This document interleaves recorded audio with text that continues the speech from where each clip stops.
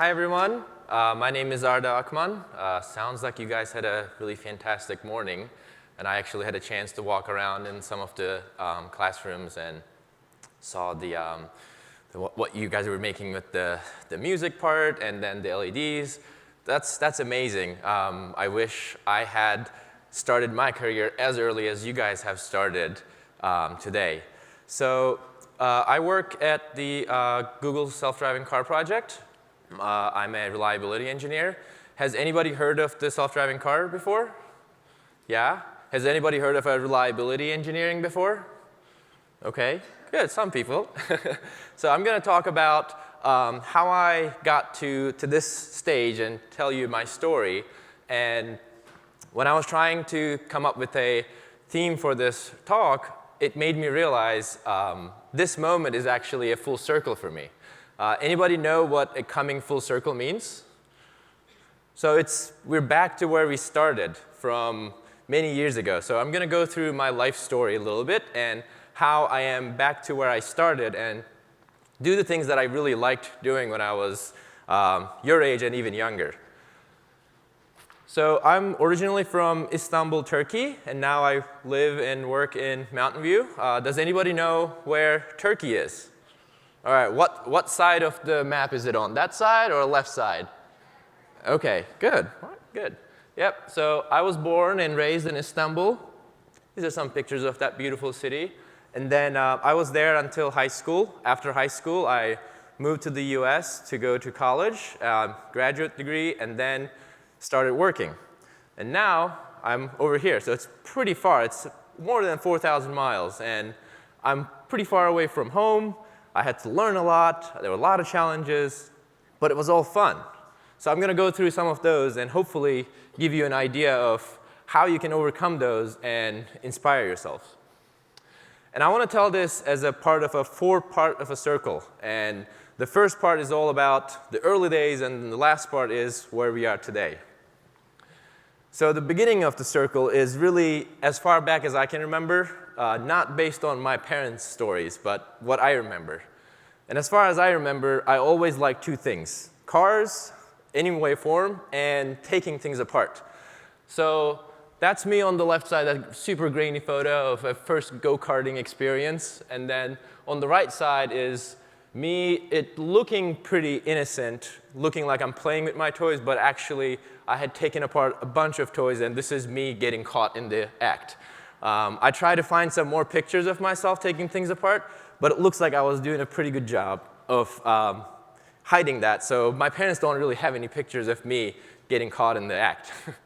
But they were pretty upset in the beginning because they would get me a toy, and I'll play with it for like a week or two, and then I'll start taking it apart. And in the beginning, I was really, really bad at that, so it ended up being breaking all the toys. So a week goes by, I play with the shiny toy, and then it's gone. But I was really interested in what was inside these toys. So this was a typical process of what a toy went through when it came to my hands.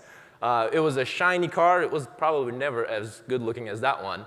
But then I would take it apart. And the thing that I was really interested in is the motors, the steering, the batteries, and what made it go, and how it turned, how it was able to take the commands from that remote control. But I knew nothing about any one of those. Like, I didn't know any engineering. This is me back in second, third grade.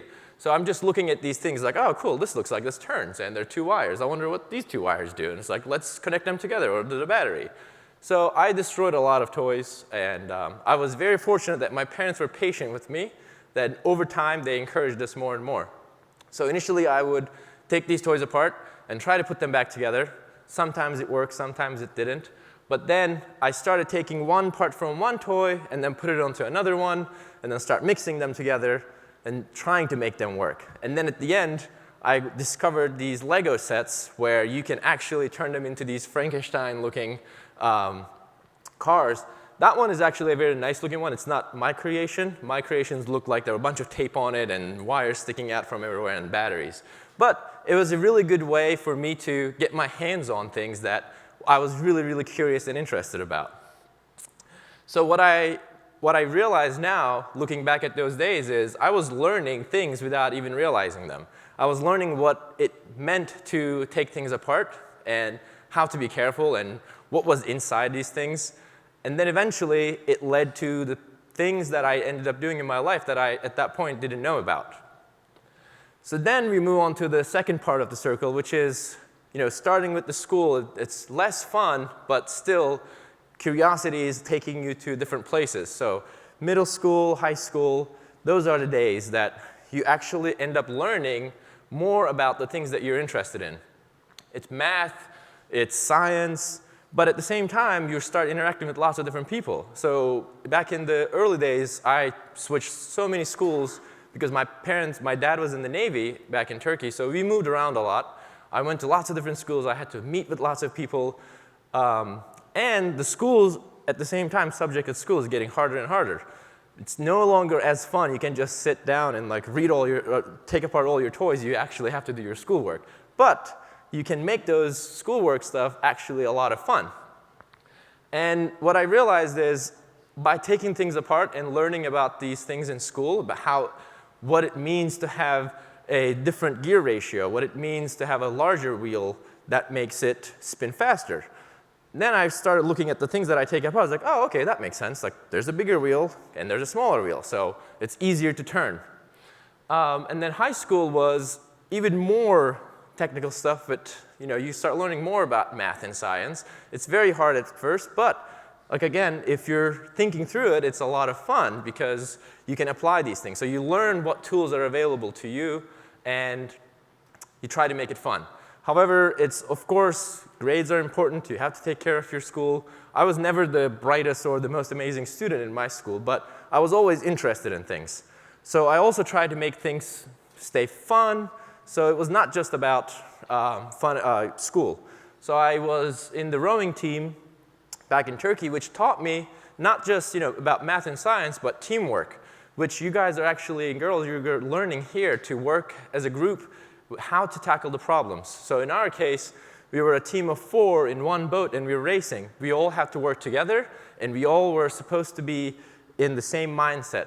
So we were helping each other. We were part of a larger team. Not one of us can win the race. We can win the race all together. So I was also learning how the teamwork came into play.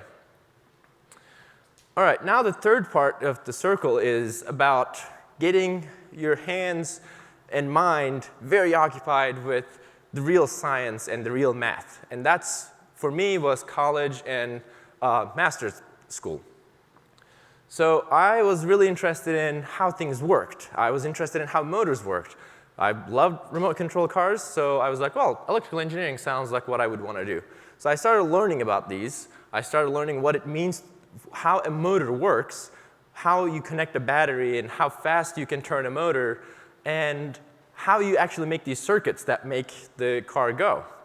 So similar to you've been playing with a Raspberry Pi, how do you build that thing together if you were to do it from scratch? So those are the things that I started learning. It was less about taking things apart for the curiosity's sake, but it had a little bit more purpose this time. So then, in my master's degree, I actually found something very interesting that I knew nothing about at that point. What does this look like? Anyone? All right, this is a plasma chamber. Has anybody heard of plasma before? OK, yep. So plasma is the 4th state of matter. So there's the solid, liquid, gas, and then you have plasma. When I saw this, a professor in our school was working on this. I knew nothing about plasma. He showed me some pictures. He showed me his lab. And all I saw was there's lots of equipment. There's cool-looking pictures like this. And then there was the opportunity to go and attack the problem that you choose. So his advice to me was, this is the lab, this is the work that we usually do here, and here are the potential projects. You have the flexibility to attack any one of these and come up with a solution or discover something new. So what I ended up doing is I walked around the lab, and then I found this chamber that was just sitting in the side of the lab that nobody was using. So I asked around what this thing was for. They were like, well, we bought it to run an experiment, but it never took off, so we started doing something else. So then I put this chamber to good use and start playing around with what was available in the lab. So what you see in the picture in the middle that looks like a lightsaber, which we actually called it a lightsaber in the lab, is actually this plasma plume that's about 10 centimeters long. And it looks really cool. There's lots of technical details, lots of technical papers written about it, how it actually comes to be in a chamber. But there's also lots of different applications for it, from sterilizing equipment to accelerating the healing of wounds, even to really far out research being done on cancer treatment. So I was just in the middle of this ocean that I knew nothing about, but things look really interesting. And the pictures also helped a lot because they look really cool. So we developed this chamber to have this plasma lightsaber inside, and then it appeared to me as like there's probably something else going on in this that's not just continuous, because it looks way too stable. So we took a really, really high-speed camera, and then we started taking a picture of this. So what you see at the bottom is what we call the plasma bullet actually traveling this length. So your eyes cannot see this individual plasma bullet traveling, but that's actually what's happening in here. So this is moving really, really fast. Anybody want to guess how fast this is moving? Throw a number. Go ahead. Light speed? OK. Anyone else? You. 100 miles per hour. It's somewhere. One more. 5,000 miles an hour. OK. Somewhere in between. So this one was moving around 300,000 miles per hour, not close to the speed of light by a huge margin. So it's only 0.05% of the speed of light. So, but it's something really fast, and there's so much going on in that time. It's only 10 centimeters, and it's moving this fast. There's so much happening in there. So then I said, OK, if this is moving this fast in this short distance, there must be something really crazy happening that's like very interesting physics in there. So I just went dive in, and that's what I did for my master's. I don't want to bore you with all the details, but what ended up coming out was we discovered how a small plasma bullet can travel this fast in air. So this is an air chamber, and this is a helium material plasma gas that's moving. So this was very interesting to me because I had no idea this was going to happen. And during the process, I ended up taking apart this chamber so many times. I broke a lot of parts. So then I realized, like, wow, this is just like playing with the Legos. You put a lot of stuff together, you turn it up, see if it works. If it doesn't work, you try it again and fix it. So as you can see, things are getting more and more towards how I used to do things back in the day. And I didn't know this at that time at all until when we get to the fourth part of the circle, which is what I started working. So I was working with this thing that moved 300,000 miles per hour, and then I started working on this something that still moved fast, but not 300,000 miles per hour. I started working on the company called Tesla Motors, who makes electric cars. And this was 5 years ago, where they were just starting to make this car. And my first job out of school was to be a test engineer, to be working on the powertrain, the part that makes it go. So this was my dream job from the beginning. I couldn't have imagined a better job. It was cars taking things apart. And this was the most coolest car that I could see at that time. So I'm in the lab. There's this car completely taken apart. And there's the motors, there's the chargers, all the electronics. And I'm deep in it and like holding all those parts in my hand. And when I was putting this presentation together, I realized, like, wow, that was the moment that life came to full circle. I'm now doing the same thing that I did when I was a kid, but this is my job now. So I was very happy, and I couldn't believe that it actually happened. So I was working on this thing for 3 years, taking it apart, putting it back together. What we were doing, trying to find is what type of ways this motor can fail. And if it fails, how do we fix it? So this is early development of understanding something that we're just designing. So it required a lot of taking it apart, fixing it, taking it apart, fixing it. So it was a really great experience. So that was about 2 years ago for me. So what do I do now? I'm working on the self-driving car project at Google. And I'm a reliability engineer. And a reliability engineer on the hardware that we make that that enables the car to see and think and do the things that it's supposed to do. So there's actually one of these prototype vehicles in the museum downstairs. You can walk around in it, look at it. So this is what I work on it as a reliability engineer. What does that mean? I make sure that our hardware is reliable, but reliability is such a hand-wavy term. You can say reliable for anything, but you have to prove that it's actually reliable, or you have to show ways that it's reliable. So what do I really do? So our car has these basic systems that has sensors that make it see the world around it. It has a computer that enables it to think and make decisions on how to go about in the world. And then we have backup systems because this car is supposed to drive all by itself. You get in it, you press a button, and it goes. So you're not supposed to have to do anything with it. So you need to make sure that it has all these backup systems in it. And we need to make sure these backup systems are reliable. We also have, for this particular car, we also have electric batteries, so it's an electric vehicle. And then we have interior buttons, displays, controls. And my job is to make sure that all the sensors and the computers are reliable. And this is a very interesting problem compared to what I was doing in the past. What I was doing in the past was for a vehicle that is driven by a person. So it's a common knowledge how people drive the cars. But in our case, this is a vehicle that it's supposed to drive all by itself.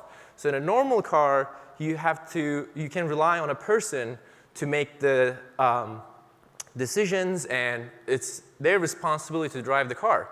So in a normal car, when the person is driving, they use their eyes and ears, and they look around. And most of the time, we don't have these eyes and ears fail all of a sudden when we're driving around. But in a self-driving car, we have to make sure these things never happen. And if they do happen, we have to make sure that there are all these backup systems, that everything is very safe.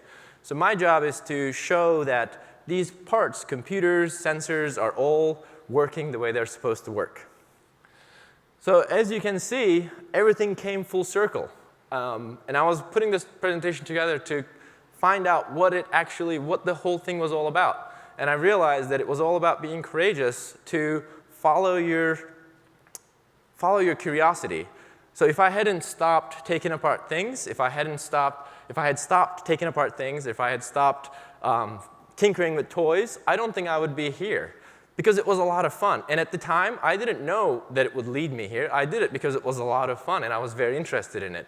So if you can take one thing out of this presentation, I want you to think about it and say, it's a very interesting thing. I'm very interested in it. And you can go as deep in it as you want, and you will find something very interesting, and it will help you in ways that you may not realize now, but many years down the road, you can look back and say, wow, actually, that's how it all started.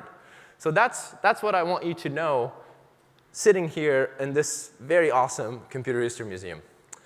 And then one last thing is your fathers. It's Happy Father's Day to all your fathers. And this is my father. I want to say Happy Father's Day to him also. And I want to thank you all for listening. So thanks. Any questions? Yeah, we've got time for some questions now. So any questions out there in the audience? Yes. Just 1 second. I got a mic. When will self-driving cars become something that's available for everyone? That is the million-dollar question. When is the self-driving cars going to be available for everybody to use? It can't come soon enough because there are so many people losing their lives because of human errors. So there's a lot of work to be done, both on the technology side and on the side that makes these cars acceptable in the public. But at Google, we're trying to make this thing happen as fast as we can. So right now, we have in Mountain View lots of these prototype vehicles and our other cars driving around. And also in different parts of the country, in Phoenix and Austin, these cars are driving around. And the goal is to collect a lot of knowledge of how we're supposed to drive and how safe it's supposed to be, and make sure that we meet those goals. I don't know exactly what day it's going to be, but it's soon. Yes? What's your biggest challenge in this project? In this project, what's my biggest challenge? The biggest challenge is, as I explained, these cars are supposed to be entirely self-sustained, meaning they're supposed to drive themselves regardless of any failure. And the challenge is, this is all new technology, and we have to look at the problem in lots of different ways. In the past, maybe these sensors were not used in these cars. So how do we make sure these things survive in our environment, in our cars? So one of my biggest responsibilities is making sure all these sensors work in all sorts of different environments. If you go up to the top of the mountain in Colorado to the middle of the desert, and the challenge is making things that work in all these environments and showing that it can actually work in those environments. Great. We've got another question here. Over there. Thank you. Hi. The question I had was, with all the companies trying to make their own self-driving cars, obviously there are some that will be ready, but humans will be still driving next to those self-driving cars. So how do you address the challenge that you are doing, making sure the reliability of your self-driving car is very good, but the challenge is that there's a human driving next to you, right? Yep. And who may not be having the same criteria as your software in the Google car, for example, is using. How do you address this challenge? Yeah, that's a very good question. How do we address the challenge of making sure that our system works, but then you're also in a world where there are all these other drivers that may not have the same level of scrutiny, both from their software, hardware, or their personality. So that's a thing that we want to learn as much as we can by actually having these cars drive around so they interact with the world around them. One of the biggest challenges is to understanding how people drive.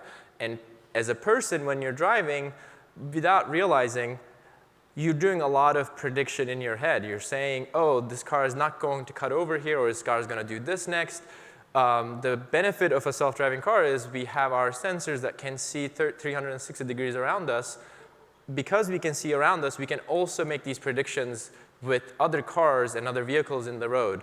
So making sure that we have a very good understanding of how other vehicles around us are going to behave and predict that, we can understand what's the best scenario for us, what's the best route for us to take. So it's a very complex problem. I'm not in that group, so take what I'm saying as a grain of salt, but it's a very complex problem. It's a very complex software problem. Yep. There's one more question over there. So you said one of the biggest challenges was to make sure nothing goes wrong, right? That, everything works smoothly. So what are some of the things that have been going wrong? What are some of the bugs that you guys have to, come over, like with all the testing? What are some of the problems with the self-driving car? So I can only speak on the parts that I work in. So I work on the hardware part of things. And with any new technology, when you first develop it, there's a lot of bugs that you didn't even know it existed. So it can be a very simple thing. It can be like, oh, we forgot to actually include this capacitor to take care of this particular corner case. And by doing these tests early on, we find these bugs. Another example would be making sure that the way that the car actually uses the sensors is actually how we thought they would use the sensors. And we can only estimate how these hardware is going to be used, but once they're actually being used, then we learn a lot more. So a lot of the bugs that we see are related to how they're being used, and then we understand more about the different ways that it can fail. So that's why we want to drive around as much as we can and understand both software and the hardware side. Question there? Okay, so if the car knows it's sensitive and you don't have to drive on your own, then will you still be need to take the driver's test or? Yeah, I don't know. I actually don't know that answer. So I don't know if I get into a self-driving car, if I need to take a test. So this goes back to another question of when this is going to be available. And those are the type of questions that need to be figured out. And since this is a very new technology, people who are working on this working really hard to answer those questions the safest way. But I personally don't know the right answer to that because I'm not working on that part. And it's okay. You will see when you start to work on things, there will be a lot of things that you actually don't know, and it's okay to not know, and you can learn about it. So in my case, I really don't know the right answer to that. Oh. So my question was similar to the previous one. So how is the California DMV going to handle this? Would the license be to your computer? Would that be the license holder, or would the license holder be the person sitting in the back seat? Yeah, I don't know. Who gets the I'm not, all I can do is speculate, and that wouldn't be right. So there are a lot of very smart lawyers, and the lawmakers are working on this, but that's one of the biggest challenges, along with the technology, is to answer those type of questions. This question there, yep. A related question is, when the Google self-driving car is made, then they're probably going to make the car so that it doesn't speed, and then Highway Patrol cannot give you tickets. And then without that money, they can't have more staff to reinforce safety, so. Very good point, yeah. That's another thing that I don't know the right answer to. But I am, with any type of new technology, when this becomes available, it's going to be available in smaller and smaller portions. It's not going to be, oh, one day we wake up and like all the cars are driving by themselves. So I think there's a lot of time to figure out those type of questions. But yeah, those are very hard questions that I don't know the answers to. Nope, there's one there. So if something goes wrong in the Google car, is there like a manual overdrive that you can take control of the car? Yes, so the prototypes that drive around on the roads that you see in Mountain View, Austin, and Phoenix, these cars are equipped with extra hardware that our test drivers can take over in any case of either they're feeling uncomfortable or if actually something necessitates them to take it over. So currently, we have all these systems added on. But for the car that, the prototype that we developed it from ground up to make sure that it does not need those extra controls. But we can add those later to make sure that they can be taken control. So right now, all these cars are doing is testing. So we're learning from them. Yep, over there. Hi, I noticed that with the picture that you had of the car earlier with the little captions on, that the design, the shape of the car was determined by the sensor. Have you guys experimented with other shapes? I was not in that team, sensors? but yes, the answer is yes. There are lots of different considerations, and it's one of the challenges for a self-driving car is how do you design it, because you may not need to design it with a driver's perspective anymore, because all the cars, they are designed with certain guidelines that are mainly there because there is a driver in the driver's seat. But when there's not a driver in the driver's seat, then you have more freedom and flexibility. So this is a prototype. This is our first attempt of making this thing from ground up, and this shape worked out really great for us because it allowed our sensors to have the field of view that they need in order to see all around it. I'm just curious if you could offer any thoughts or comments on the kind of skills, if someone were interested in working on that, what kind of skills, background, or training is helpful. And sometimes people are not super enthusiastic about things like algebra and geometry, and I was just wondering if you have any comments on those kind of skills. So in our group, in our project, there are lots of people with lots of different backgrounds. We have fashion designers, we have a lot of non-engineers and non-scientists. So I happen to be from an engineering field and science field, but I interact with lots of different groups. So for example, human sociology, understanding of how humans behave and how they interact with the other people, that's a very important thing for this. Another one would be human and machine interaction. It sounds very technical in terms of the engineering side, but it's really like how, as a person, you interact with a machine. In this case, how do you interact with the car? And that's a very, very hard problem. So it may not be engineering, but it's a very, very important part of the puzzle of humans interacting with self-driving cars. So there are lots of different ways. So there's not one single approach of, oh, you have to do electrical engineering or you have to do computer science. So it's a very broad, big problem that has lots of different angles and that requires lots of different skill sets. We've got another question over here. We have time for just a few more questions. Hi, so the cars go by my house about 3 times a day, and I have lots of questions, but I'll just ask 2. Okay. First one is, how are they programmed? How do they determine to go by my street? Okay. And the second question go ahead. is, do they have cup holders? Is there a cup holder? Okay. So the first question, they're not programmed to go by your house.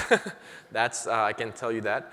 They are, usually when the cars are driving around, they're driving around to understand a particular type of a problem. So if there are certain aspects of this particular street that we're trying to understand how to behave, then we're trying to drive around there. So the main idea is to drive around as much and see lots of different things. Because if you think about, if you have an analogy with humans, when we are born, we don't know anything about anything, but we start learning by seeing things. Just very similar. So we start seeing things that we haven't seen before, and we try to learn from them. And then the cup holder question, yes, they do have cup holders. Yes? So, because the cars don't power themselves with like generators, if somehow you're not paying attention and the car runs out of fuel, then what would happen? So that's a very good question. In our prototype, it's all electric, and the system on the car monitors its battery power and how much charge it has. And it has the ability to understand, it's like, okay, I'm running low, I can't go from here to where I'm supposed to go, so I need to get charged. So with our prototypes, we charge them as they need to be charged. But long term, maybe you will come up with a solution where this car doesn't have to stop to charge. Maybe it can get charged while it's driving, or maybe somebody doesn't have to plug it in or power it up with any other, you don't have to stop to charge it. So those are the type of problems that we're going to see, because in the normal car, the humans can do that for us. But if it's a car that's going to drive around by itself, we need to find a way that it can do that portion also by itself. Over there. How does a sensor work? How does the sensors work? So there are lots of different sensors on the car. We have lasers, cameras, and radars, and they each are used for different purposes. And if you think about it like humans, we rely on our eyes to see and then ears to hear. Our eyes for the car are basically has all the sensors, that's the lasers and the radars and the cameras. And they pick up different objects, and then we see them all together. So you get lots of different information from different sensors, and then you see them together. So LiDAR is a laser which basically shoots out a beam of invisible laser light, and then it bounces off something and comes back. And we do this a lot, and then we have, basically we can see what's around us. And the radars, they have cars that have cars on the road, non-self-driving cars, they also have radars. It's very similar. And then the cameras, we have cameras that allows us to see everything around us also. So we use all these different sensors all together to see what's around us. Great. We just have a couple more questions. Okay. Is there a GPS installed into the self-driving cars to help you get around? Yeah, so one of the biggest things that a car needs to do is it needs to know where it is. So we have a GPS, we have lots of different ways of understanding where we are. And it's one of the most important things to know where a car is. Because as a human, you know where you are because that's how you got there. But a car may not know where it is if you just drop it in the middle of nowhere, but it needs to understand where it is. So we do have GPS, yes. Yep, over here. So how many total sensors are there in the car? Say that, sorry? How many sensors are there in the car? How many sensors are there in the car? There are many. I can't give you the exact numbers. There are lots of different sensors, but we have, like I said, we have the lasers and the radars all around us. We have enough to cover our entire 360-degree field of view for a very long range, so we can see everything. Over here? Oh, over there, sorry. Oh, okay, so could the car drive with like nobody in it? Can the drive with nobody in it? Could the car drive with nobody? Yeah, so we designed it for that specific purpose. So it should be able to drive when there's nobody in it. Because when we designed this car, we designed it so nobody has to drive it. You just sit in it and go. So the car has the capability of doing that, yes. But like, could you just like send the car to somebody without you being? I think it's possible, but like with all the different questions about when this is going to be available and what are the challenges, it's one of those is a very big challenge of how do we have a car with nobody in it driving around, and that's one of the things that everybody's working on. All right, another question over on this side. Okay. Over here, sorry. Up here. Here we go. Take the microphone. Can car learn by himself? What? Can car learn by itself? Great, so can the car learn by itself? That's Can the car learn by itself? Yeah, the car, just like a human, we have to learn by ourselves also. So that's why we drive around a lot to learn all the different things in the world that are around us. So the car is very much like you that learns by itself also. So I'm wondering, what is the range of the sensors? And I'm thinking of, you have a car that's going 100 miles an hour and it comes up behind you. So what's the range of the sensors, or when will it? So the range of the sensors is, we have the full 360 degrees for about a football field or more range. So we can see everything around us at a high accuracy and understanding. Here. All right, I've got one over here. Okay. If it fails, can you put a monkey in the car instead of a human? Because we will lose a test subject if the car fails. So can you put a what inside? Sorry. A monkey or an animal. A bucket? A monkey or an animal? A monkey, yeah. Okay, sorry. Or I guess it could be any animal, right? So we don't want anybody to get hurt. So that's the goal. So we will make sure nobody gets hurt. So the car will not hurt. Question over there. So once you reach your destination, have you guys thought about the parking algorithms? I mean, a self-parking feature on the Google self? Yeah, I think there are a lot of people working on that because it's, of course, another reason why it's a new problem. It's a car without anybody in it. It has to do something. So yes, that is worked on. All right, another question back here. Okay. Can the car calculate how much electric power you have and how long you need to go? So if it knows you're going to run out of fuel on the way, can it just like not even start driving? Yeah, so the car does know how much charge it has, and it will display that result and say, okay, I need to get charged, and we charge the cars. Oh, over here. How does the car deal with flat tires? I don't know. That's a very good question too. So it needs to understand that it has a flat tire, and it should do what is the safest reaction to it. So what would you do if you had a flat tire in your car? Would you pull over to the side and replace your tire? Call for help maybe? So I think we will do the similar things. So it's a very important question to answer, because if it's nobody in it, who's going to help for it? So we need to figure this out. The overall weight of the car is a function of the riders in it, right? So the inertia changes with who is riding in the car. Can you repeat that again? Sorry, I couldn't. This is related to inertia, the weight of the car. Mm-hmm. It is a factor varying from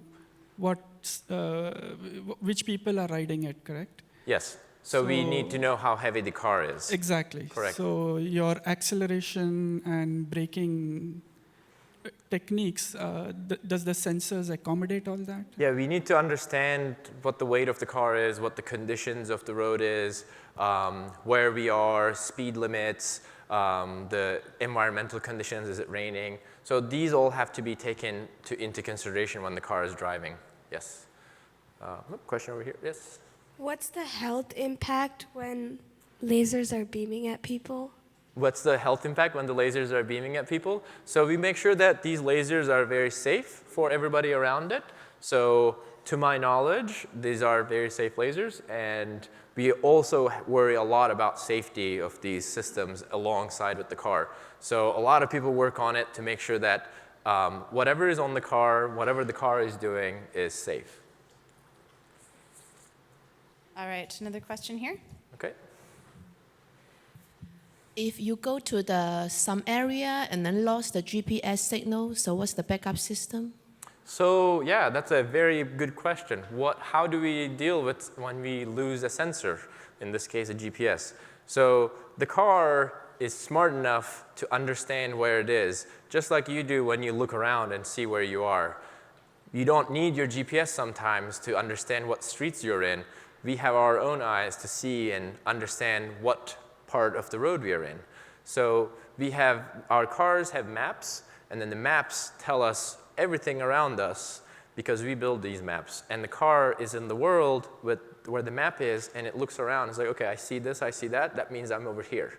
So we have all these different ways of understanding where we are in the world. Oh, over there, yes? Just in case something goes wrong, is there a steering wheel?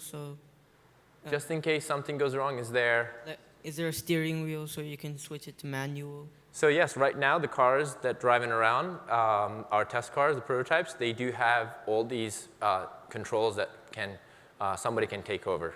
But we want to get to a place where these don't have to, it doesn't require to be, somebody doesn't have to take over. So that's what my job is, to make sure that even when something does go bad, that we can survive the situation. If it needs to take over, a car can do the thing that it's supposed to do. Okay. All right, we have a ton more questions, which is great, and I love that everyone's really excited, and you truly are a rock star. You've been sharing all kinds of great information, able to field all these amazing questions, but I think we need to wrap up. So the good news is that our amazing rock star is going to stick around at lunchtime and hang out with us, which is great, so you'll be able to chat with him and ask him some more questions. But before we wrap up, I just have a couple quick questions for you. Okay. One is, I see that you like cars a lot, and I see that you have a T-shirt or two with cars on them, both the one you're wearing and the one in the picture. So approximately how many T-shirts do you think you own that have cars on them? I think I have more than I should have with cars on it. Yeah, I have a lot of T-shirts with cars on it. All right. And my last question. You've done such a great job sharing your passion and your story with us. And this amazing room full of students and parents, they're obviously really excited. And it sounds like self-driving cars and this technology that you're working on is probably going to grow in terms of a field, in terms of an industry. So it seems like you probably have about 30 to 50 more colleagues in the room that by the time they go through the rest of their academic careers, they'll be joining you. So that's great. Yes. What advice would you give all of the students in the room today as we're wrapping up here? What advice would you give them? So as I can see, like, you guys all have lots of questions and you want to learn. So keep asking these questions in all aspects of your life, not just questions that, don't be scared to ask the questions that you don't know the answer to. So keep asking these questions, be brave and ask the questions and go and find the answers that you really want to learn. Don't take an answer that doesn't satisfy you. Try to really understand what it is that you're trying to find out. So don't give up asking questions. Excellent. Thank you so much. You've been an incredible speaker today. Thank you. Big round of applause for amazing rock star Arda.